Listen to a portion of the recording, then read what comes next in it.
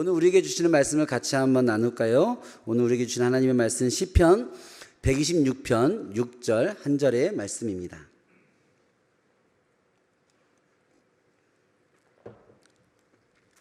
시편 126편 6절의 말씀 같이 한 목소리로 크게 한번 읽어봅시다. 시작. 울며 씨를 뿌리러 나가는 자는 반드시 기쁨으로 그 곡식단을 가지고 돌아오리로다. 아멘. 여러분, 2월 한 달간 거둔다라는 주제로 여러분들과 말씀을 나누는 시간을 가졌습니다. 함께 나눈 그 말씀의 그 제목만 기억해도 하나님께서 충분히 은혜가 되게 하시겠다라는 생각이 드네요. 그 제목 다 기억하십니까? 한번 다 같이 한번 기억해 볼까요? 제가 먼저 얘기하면 여러분들은 거둔다만 하시면 됩니다. 그러면 왠지 다 기억하는 것처럼 그렇게 이렇게 잘 포장이 됩니다. 예, 여러분 제가 말하면 여러분 거둔다만 하면 됩니다. 한번 해볼까요? 심은 대로 지속해야. 다 잘 기억하고 계시는군요. 그렇죠? 심은 대로 거두게 됩니다. 지속해야 거두게 됩니다. 그리고 오늘 세 번째 여러분들과 마지막으로 나눌 말씀의 기도 제목이 이것도 한번 같이 해봅시다. 기쁨으로. 네, 기쁨으로 거둔다. 심고 지속한 그것을 기쁨으로 거두게 된다라는 제목의 말씀입니다.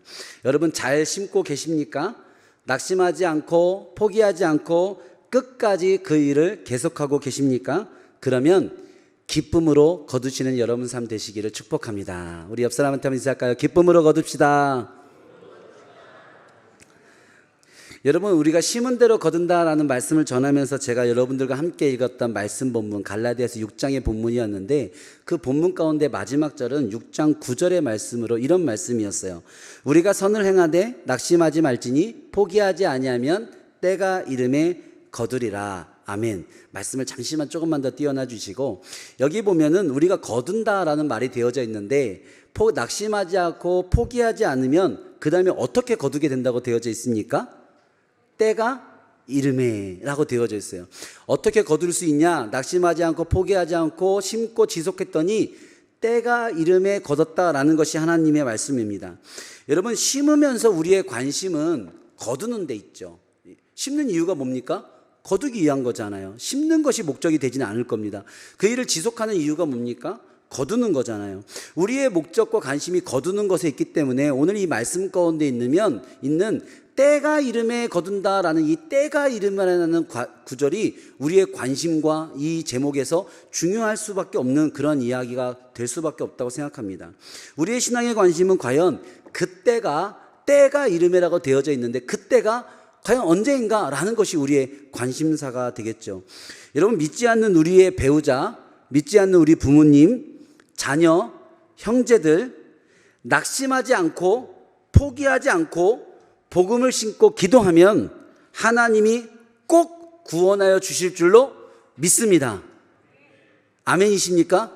그러한 가족이 있으신 분들만 믿으십니까? 아멘인 줄 믿습니다. 여러분들 중요한 것은 그런데 그 우리의 믿지 않는 가족들, 사랑하는 사람들을 구원하시는 그때가 언제냐라는 그 이야기죠. 하나님이 우리의 기도와 우리의 수고와 선을 기억하고 계신 줄로 믿습니다.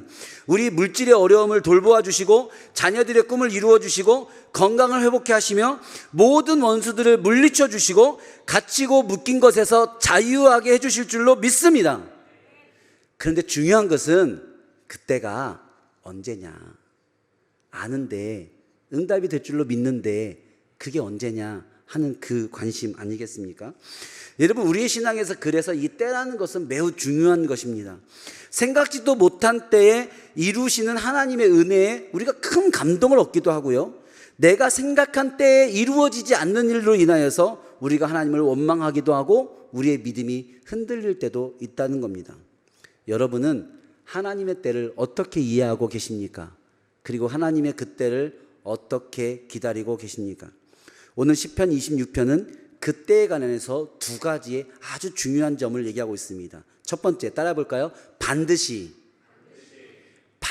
그때가 온다는 거예요. 두 번째는 따라 봅시다. 기쁨으로. 그때가 오는데 그때는 우리에게 기쁨이 될 거다라는 겁니다. 하나님께서 우리를 거두시하게는 그때는 반드시 오는 때며 그때는 우리에게 분명한 기쁨이 되는 기다림과 기쁨이 되는 때가 될 것이다 라고 성경은 얘기하고 있는 거죠. 여러분, 성경에 특히 성경에 나와 있는 예수님의 말씀 가운데 때에 관한 말씀들이 이만큼 가득 모아져 있는 본문이 있어요. 마태복음 24장 32절부터 25장 13절까지의 때에 관한 여러 가지 비유들이 이만큼 연속해서 우리 가운데 들려지게 됩니다. 그 첫 번째 이야기는 마태복음 24장 32절부터 36절까지에 있는 무화과 나무의 이야기입니다. 무화과 나무의 잎사귀를 얘기하면서 여름이 올 때가 가까이 왔다라고 얘기하시는 겁니다. 여름이 가까이 왔다는 거예요. 그 여름이 가까이 온 것처럼 인자가 오는 것도 가까이 왔다라는 거예요. 인자가 멀리 있는 것이 아니라, 여름이 멀리 있는 것이 아니라 문 앞에 와 있다. 이 세대가 지나가기 전에 이 모든 때가 곧 올 것이다 라고 예수님이 얘기하고 있습니다. 여러분, 이 이야기를 듣고 나면 우리의 마음이 막 두근두근 되지 않습니까? 그때가 곧 온다는데, 곧 응답이 온다는데, 약속이 이루어진다는데, 그래서 우리가 예수님께 묻는 거죠. 그러면 그때가 언제입니까? 근데 그 우리의 질문에 예수님께서 마태복음 24장 36절에 이렇게 대답합니다. 한번 같이 한번 읽어볼까요? 시작. 그때는 아무도 모르나니 하늘의 천사도 아들도 모르고 오직 아버지만 아시느니라. 아멘. 와, 여름이 온다. 와, 인자가 온다. 문 앞에 있다. 야, 곧 올 것 같다. 야, 그때가 언제입니까? 라고 물어봤는데 예수님 대답이 모르는데, 정확히는 그렇게 대답을 하셨다라는 그 말씀이에요. 그리고 나서 예수님이 이야기를 계속 이어갑니다. 37절부터 42절까지는 노아의 방주와 인자에 관한 이야기가 나와요. 사람들이 노아의 방주 때 홍수가 나서 다 멸하기까지 아무도 그때를 깨닫지 못했다라는 거예요. 인자가 올 때도 그와 같아서 한 사람은 데려가고 한 사람은 버려둠을 당하는 그때가 곧 온다는 겁니다. 그래서 우리가 또 묻는 거죠. 그럼 그때가 언제입니까? 예수님의 두 번째 대답입니다. 마태복음 24장 42절 말씀. 그러므로 깨어있으라. 어느 날에 너희 주가 임하는지 너희가 알지 못함이니라. 모르는데? 근데 그때는 모르는데? 라고 또 말씀하시는 겁니다. 그러시고 나서 예수님이 이야기를 또 이어갑니다. 43절에 44절 말씀. 그 인자는 마치 도둑같이 온다. 도둑이 언제 올지 모르잖아. 근데 도둑같이 와. 그러니까 기다려야 돼. 그래서 우리가 또 묻죠. 그 도둑이 언제 오는데요? 예수님의 세 번째 대답입니다. 마태복음 24장 44절 말씀. 이러므로 너희도 준비하고 있으라. 생각하지 않은 때에 인자가 오리라. 아멘. 너희들이 생각과 다르게 와. 너희들이 맞출 수가 없어. 알 수가 없어. 45절부터 51절까지는 주인이 오는 이야기가 나와요. 충성된 종과 악한 종이 있었다는 겁니다. 근데 악한 종이, 야, 주인이 나중에 오지 않을까? 나중에, 아직 기다리는 시간이 많이 남지 않았을까? 말씀해 보니까 더디 오리라 생각했다라고 나와요. 그 악한 종이 더디 오리라 생각하고 자기 뜻대로 살고 있는데 그만 생각하지 못한 시간에 주인이 와버렸다라는 거예요. 우린 또 예수님께 물어야죠. 예수님, 그래서 그 주인 언제 온다는 건데요? 예수님의 네 번째 대답이죠. 마태복음 24장 50절에서 51절 말씀. 생각하지 않은 날, 알지 못하는 시각에 그 종의 주인이 이르러 어미 때리고 외식하는 자가 받는 벌에 처하리니 거기서 슬피 울며 이를 갈리라. 도통 예수님이 그때를 가르쳐 주시지 않습니다. 마지막으로 마태복음 25장 1절부터 13절에는 지혜로운 다섯 처녀와 미련한 다섯 처녀 얘기가 나옵니다. 우리가 너무나 잘 알고 있는 말씀이죠. 신랑을 기다리는 10처녀가 있었는데 지혜로운 다섯 처녀는 등불과 기름을 같이 준비했고 미련한 다섯 처녀는 등불만 준비했다는 거예요. 그런데 마지막에 신랑이 왔을 때에 기름이 없어서 미련한 다섯 처녀는 불을 켜지 못했고 그 혼인잔치에 들어가지 못했다는 겁니다. 이 비극과 같은 이야기를 듣고 우리의 마음 가운데 불안함이 들잖아요. 아유, 나도 그 혼인잔치에 못 들어가면 어떡하나. 예수님, 다 같이 한번 물어볼까요? 그래서, 다시 한번 물어봅시다. 그래서 신랑은 언제 오는 겁니까? 여러분, 이 한탄과 질문이 나오잖아요. 예수님의 우리의 질문의 마지막 대답이죠. 마태복음 25장 13절 말씀. 그런즉 깨어있으라. 너희는 그날과 그때를 알지 못하느니라. 아멘. 여름은 와. 홍수도 나. 인자는 오고 도둑도 올 거야. 주인이 올 거야. 신랑이 무조건 온다니까. 꼭 올 거야. 반드시 올 거야. 곧 와. 금방 올 거야. 거의 다 왔어. 문 앞에 와 있어. 발걸음 소리가 들려. 그런데 정확히 언제인지는 몰라. 여러분, 오늘 이 말씀 속에서 예수님의 이야기가 여러분 어떻게 받아들여집니까? 와, 고구마 100개 먹은 것 같은 답답함이 있지 않습니까? 이거 결코 쉬운 거 아닙니다. 예수님의 이 마음을 이해하고 이 말씀을 신앙을 우리의 모습으로 받아들인다는 거 쉽지 않습니다. 간단하게 생각하면 좀 얘기해 주시면 간단할 건데, 아니 속 시원히 말씀해 주시면 우리가 잘 준비해서 그때를 잘 맞이할 수 있을 텐데, 그 홍수 때에 죽지 않을 텐데, 그 여름을 우리가 더 잘 준비하고 그 신랑을 놓치지 않을 텐데 왜 그때를 말씀해 주시지 않을까? 말씀 가운데 있는 반드시 옵니다, 곧 옵니다, 그런데 그때를 알 수는 없습니다 라는 이 이야기가 여러분의 신앙에서는 긍정적으로 받아들여지는 이야기입니까? 아니면 나의 신앙을 힘들게 하고 때로는 시험케 하는 이야기입니까? 여러분의 신앙을 답답하게 하는 이야기인가요? 여러분, 우리가 이 말씀을 더 잘 이해하기 위해 오늘 우리가 읽었던 본문 시편 120편 6절에 그 거둠이 기쁨의 거둠이 되기 위해 우리는 이 말씀 가운데서 세 가지를 한 번 더 다시 한번 정확하게 확인해 봐야 합니다. 첫 번째로, 반드시 온다, 그러나 때를 알 수는 없다라는 이 말씀은 그 때를 사모하며 기다리는 사람들에게 주신 말씀이라는 것을 우리가 확인해야 합니다. 누구에게나 주신 말씀이 아니라 그 거둠의 때를, 그 구원의 때를, 그 응답의 때를 사모하고 있는 사람들에게 주신 말씀이다. 그 사실을 확인해야 된다는 거죠. 어느 목사님이 이 말씀 시간에 예수님의 재림에 대한 설교를 하셨대요. 주님께서 다시 오실 때 도적같이 오실 거예요. 우리가 슬기로운 5처녀처럼 등불과 기름을 같이 준비해야 돼요. 놓쳐서는 안 돼요. 예수님이 오늘 오실 수도 있어요. 내일 오실 수도 있어요. 오늘 오시든 내일 오시든 우리는 구원받을 준비가 되어져 있어야 돼요. 우리가 등불과 기름이 있으면 언제 오시든 염려할 필요가 없는 거예요. 말씀을 잘 전했어요. 근데 예배가 끝나자 한 성도가 그 목사님께 다가와서 조심스럽게 여쭤보는 거예요. 근심 어린 표정으로. 목사님, 예수님이 한 달 뒤에 오셨으면 좋겠는데 그렇게 할 수 있는 방법이 없을까요? 이렇게 물어보는 거죠. 그래서 목사님이 왜 굳이 한 달 뒤일까 해서 아니 왜요? 라고 물어봤더니 그분이 그렇게 얘기하더랍니다. 제가 한 달 뒤에 갯돈을 타거든요. 이렇게. 여러분, 예수님의 기다림이 그 나라가 그때가 지금 오는 것이 두렵고 그 오는 것이 싫고 오늘 오실까봐, 내일 올까봐, 갑자기 올까봐 걱정하는 사람들에게 오늘 주시는 말씀이 아니다라는 거예요. 오늘 우리가 읽은 마태복음 24장 31절부터 25장 13절까지 저와 함께 나눴던 이 예수님의 그 때에 관한 말씀들의 비유가 시작되기 전의 말씀들은 어떠한 내용들이 이 말씀의 배경으로 나와져 있냐면 마지막 때를 얘기하고 있는데 난리와 난리의 소문이 있다는 겁니다. 민족이 민족을, 나라가 나라를 대적해서 일어나고 세계 곳곳에 기근과 지진이 있대요. 그런데 이런 것은 진짜 재난의 시작일 뿐이랍니다. 더 심각한 것은 마태복음 24장 9절에 그때의 우리의 삶이 이런 삶이라는 거예요. 같이 한번 읽어봅시다. 시작. 그때의 사람들이 너희를 환난에 넘겨주겠으며 너희를 죽이리니 너희가 내 이름 때문에 모든 민족에게 미움을 받으리라. 아멘. 여러분, 이 말씀 가운데 이를 당하고 있는 사람들에게 예수님은 얘기하고 있다는 겁니다. 예수 믿는 것 때문에 환난을 당하고 있어요. 이 기도의 제목들 때문에 우리 마음 가운데 근심이 있어요. 우리 삶의 평안을 잃어버려요.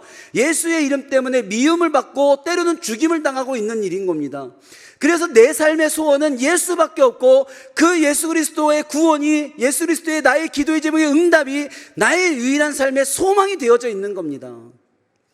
여러분, 그 사람에게 예수님은 얘기하고 있는 거죠. 오늘 오실 수도 있어. 조금만 더 견뎌봐. 내일 그 기도가 응답이 될 거야. 조금만 더 같이 기도해보자. 그 이야기를 하고 있는 겁니다. 우리는 때를 알 수 없다는 것에 답답함을 느끼고 오늘 오시면 어떡하나, 내일 오시면 어떡하나, 금방 오시면 어떡하나, 내가 준비가 안 돼 있으면 어떡하나, 그 걱정하는 사람들에게 주시는 말씀이 아니라 예수님 오늘 오셨으면 좋겠어요.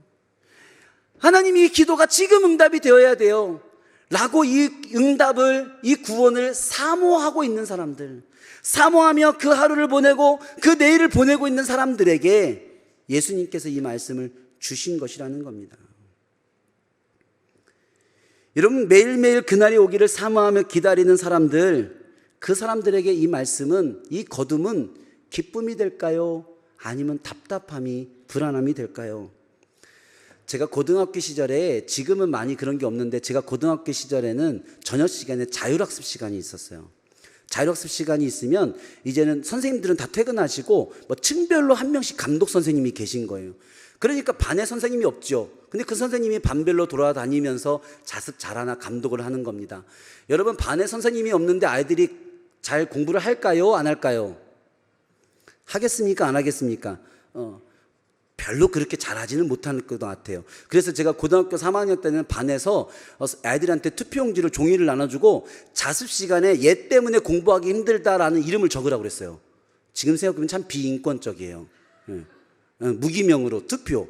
얘 때문에 자율학습 시간에 공부가 방해된다. 얘 좀 조용히 했으면 좋겠다. 투표했는데 제가 당당히 3등을 했습니다.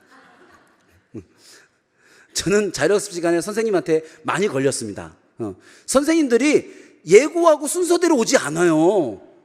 어느 날 갑자기 자율학습 막 떠들고 막 만화책 보고 있고 막 놀고 있는데 갑자기 문을 벌컥 열면서 지금 스톱!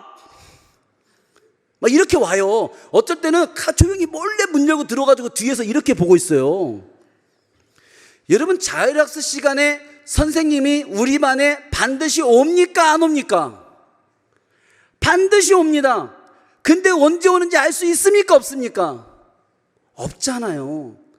그 자율학습 감독 선생님을 기다리는 그 즐거움은, 그 일은요, 기쁨이지 않아요. 기쁨이 될 수가 없어요. 왜? 그 일이 일어나는 것이, 그때가 오는 것이 내가 소원하고 소망하는 것이 아니기 때문에 그렇습니다. 여러분, 그러나 내가 정말 원하는 그것을 택배로 주문해 놓고 그것을 기다리는 사람의 입장에서 생각해 보세요.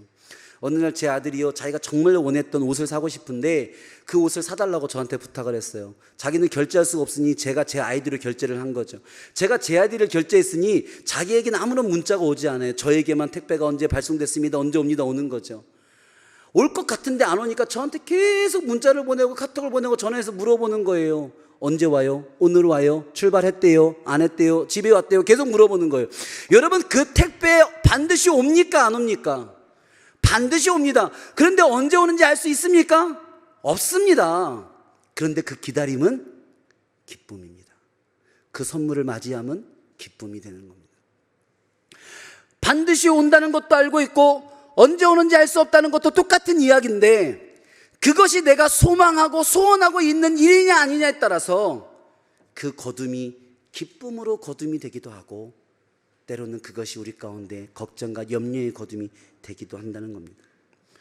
여러분, 오늘 시편 126편의 말씀은, 이 시편 기자는 우리가 하나님의 구원을 소원하고 있다면, 하나님의 응답을 우리가 소망하고 있다면, 그것이 우리의 삶의 그 소망이 그것에 두고 있다면 그 거둠은 기쁨의 거둠이 될 것이다, 그렇게 얘기하고 있는 겁니다. 울며 씨를 뿌리러 나간 자는 반드시 기쁨으로 그 곡식단을 거두게 될 거다. 소망하고 있는 그 거둠을 거두는 날이 분명히 있을 것이다 라고 얘기하고 있는 거죠. 여러분, 두 번째로는 때를 알고 있는 것이 진짜 우리의 신앙에 더 도움이 될까? 라는 질문에서 우리가 생각해 볼 수 있습니다. 여러분, 우리가 하나님의 때가 언제인지, 응답의 때가 언제인지, 역사의 때가 언제인지를 아는 것이 정말 우리가 신앙생활하고 하나님 말씀대로 살아가는데 더 도움이 됩니까?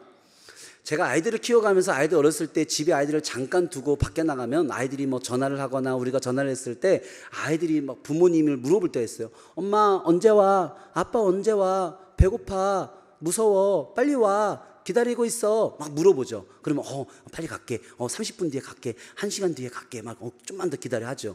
근데 아이들이 이렇게 키가 크고 나이가 지금 장성하고 나니까 어느 날 전화해서, 저랑 우리 아내가 교회에 있을 때나 뭐 사역하러 나갈 때나 밖에 있으면 전화가 오는데 똑같이 물어봐요. 언제 와요? 얼마나 걸려요?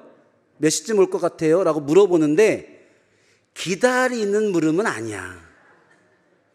왠지 느낌으로 알 수 있어. 얘는 지금 언제 오는지를 확인해야 되는 상황 가운데 있구나. 여러분, 그 아이는 그게 굉장히 중요한 거예요. 왜냐하면 지금 부모님이 갑자기 들이닥치면 곤란하거든요. 뭔가가 지금 부모님이 들이닥치면 안 되는 일들이 벌어지고 있어요. 그러니까 그걸 확인하는 거예요. 여러분, 제가 아이들과의 통화에서 이게 기다림이 아니라 이 확인이 필요한 전화구나 라고 물어봤을 때마다 제가 사실은 충분히 들어갈 수 있는 예정된 시간이 있음에도 불구하고 제가 뭐라고 얘기했을까요? 그게 왜 궁금한데? 잘 모르겠는데? 들어갈 거야. 기다려. 그럼 우리 아들이 딸이 또 이렇게 좀 있다가 또 이제 못 참겠는지 30분이면 또 물어봐. 그래서 지금은 어디야? 언제 와? 얼마나 걸리는데? 얼마인데 언제 오는데? 라고 물어보면 제가 뭐라고 얘기하는지 아십니까? 곧 너의 등 뒤에 있을 거야. 여러분, 사실은 우리가 하나님 언젠지 좀 알려주시면 안 됩니까? 라는 우리의 그 질문이, 하나님 이거 응답되는 시간 언젠지 좀 알려주시면 안 됩니까? 좀 답답한데 좀 속 시원하게 신앙생활 해주게 하시면 안 됩니까? 라는 우리의 마음이, 여러분 사실은 우리 끄는 성경 속에 나오는 그 게으르고 악한 종이라는 사실을 때로는 인정해야 된다는 거예요. 우리는 틈만 나면 하나님의 일을 미루고 우리는 작은 명문에도 쉽게 포기하는 성경 속 게으르고 악한 종들이잖아요. 어떤 때인지 알면 어떻게 될까요? 그때까지 게을러집니다. 시간이 많이 남으면 남을수록 그 시간을 더욱 게으르게 살아갑니다. 여러분, 아무런 공로 없이도 오직 예수 그리스도를 믿음으로만 구원받는 줄로 믿습니다.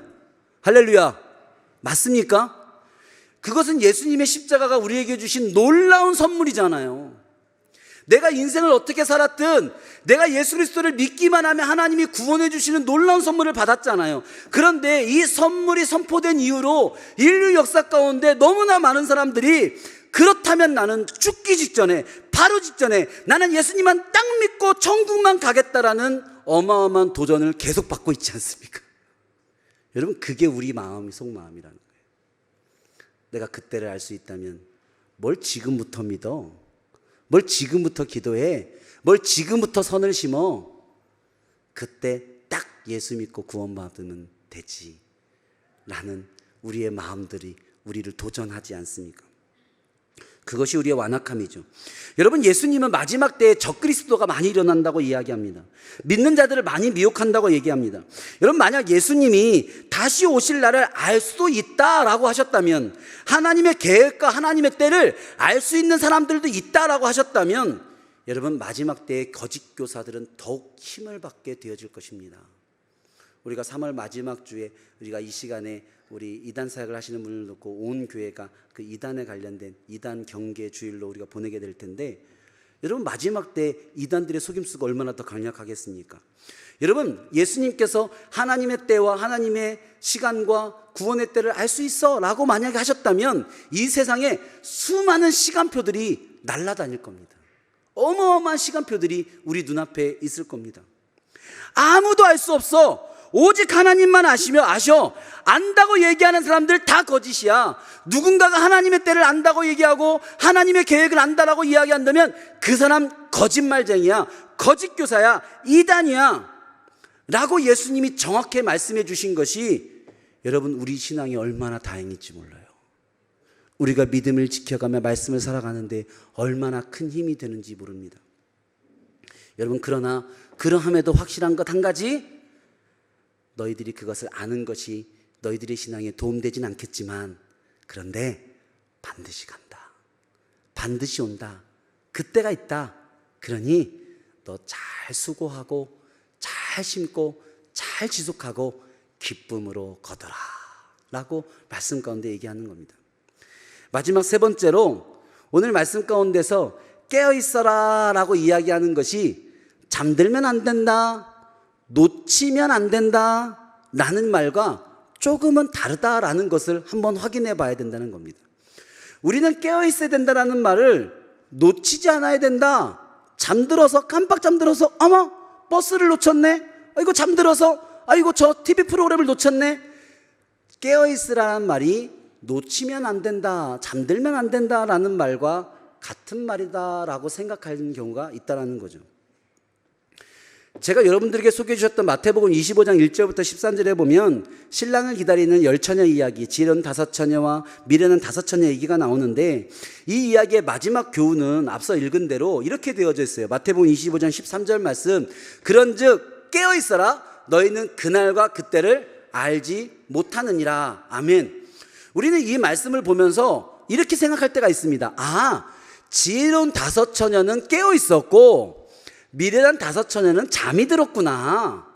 그래서 신랑이 오는 걸 몰랐구나.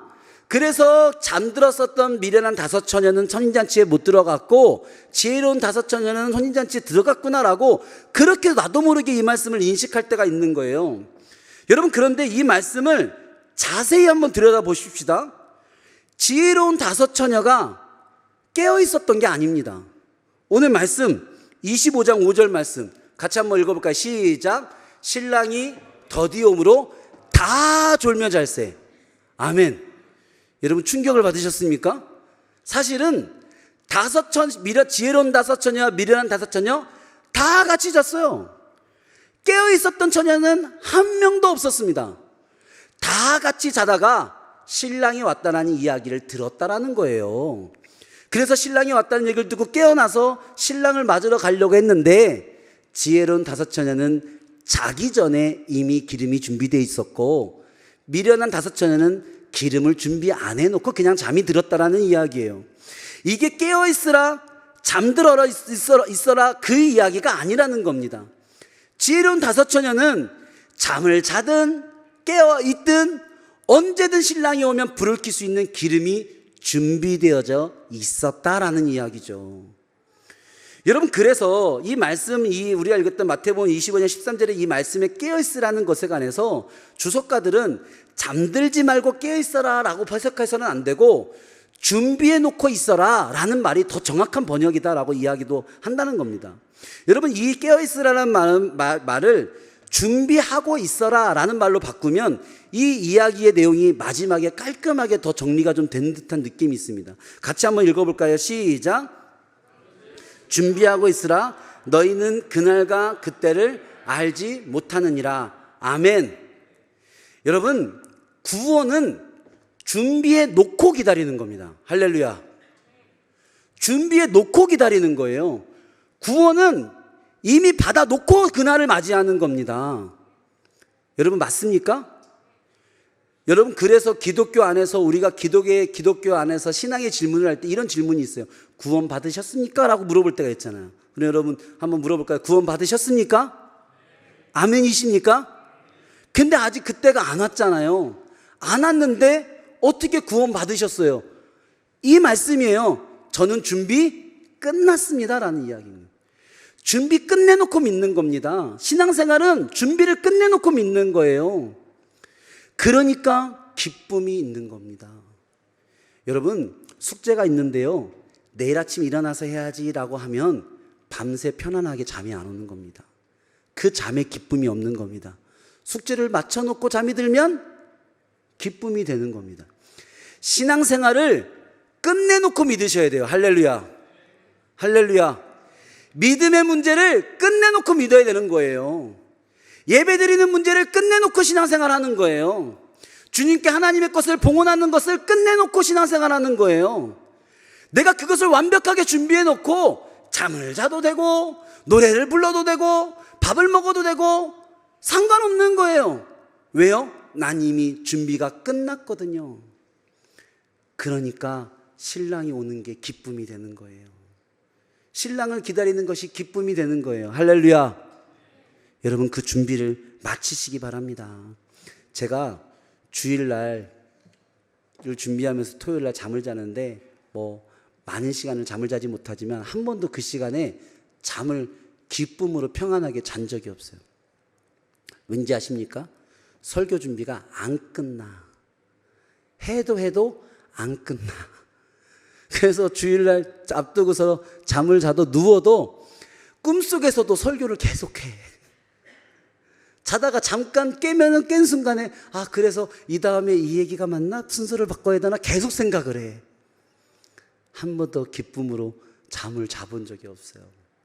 여러분, 마무리가 안 되면, 그것이 해결이 안 되면, 그것이 완성이 안 되면 잠을 자도 기쁨이 없는 거예요. 밥을 먹어도 기쁨이 없는 거예요. 우리 인생이 그런 거예요. 여러분, 오늘 구원받을 준비를 끝내시길 바랍니다. 신앙의 숙제의 문제들을 완벽하게 그냥 끝을 내시길 바랍니다. 그러면 기쁨이 됩니다. 즐거움이 됩니다. 여러분, 기억하십시오. 다 심어놓고 물 충분히 주워놓고 느긋하게 거둠을 기다리는 거예요.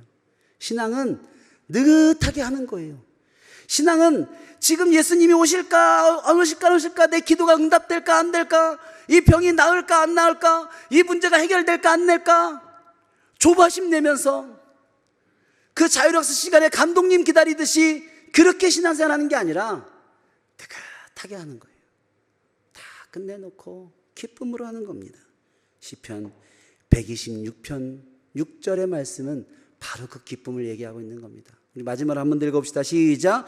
울며 씨를 뿌리러 나가는 자는 반드시 기쁨으로 그 곡식단을 가지고 돌아오리로다. 아멘. 여러분, 이제 말씀을 마무리하고자 합니다. 여러분, 거둔다는 것을 기다리는 것이, 거둠의 때를 기다리는 것이 여러분들에게 기쁨이 됩니까? 기다리는 이 시간이 기쁨이십니까? 거둘 것을 생각하면 기쁨이 됩니까?